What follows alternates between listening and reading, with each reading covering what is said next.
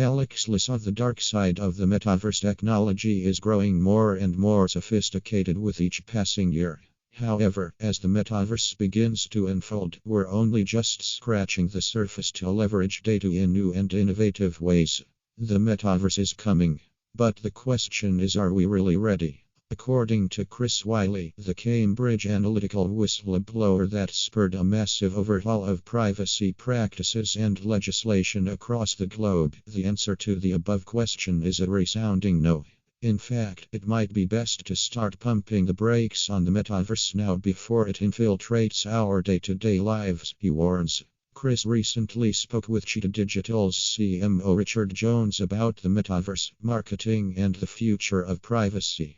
Notably, he questioned the long-term social impact of the metaverse on transforming our human environment. People have largely become who they are by navigating freely through their world. It's through your experience in life, dabbling and random happenstance, that allows you to grow and develop as a person.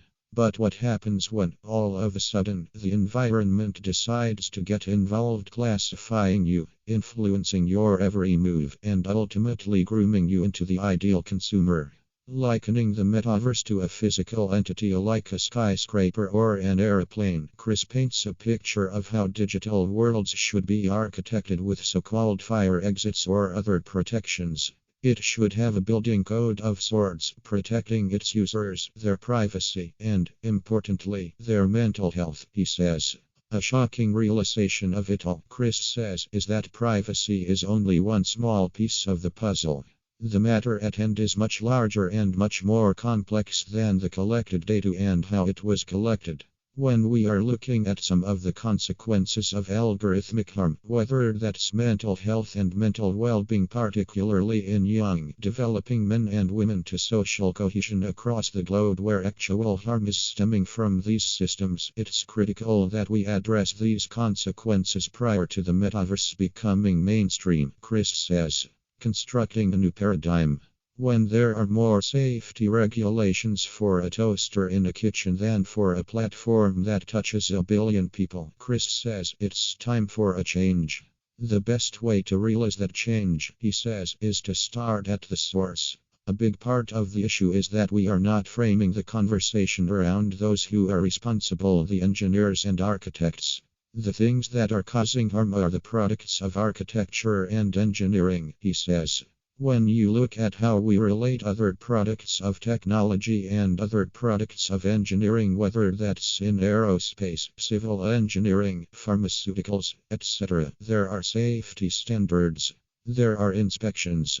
We need to start scrutinizing the technological constructions on the internet to ensure that there are regulatory frameworks in place to create a safer environment. Digital transformation, bias, and the desired reality.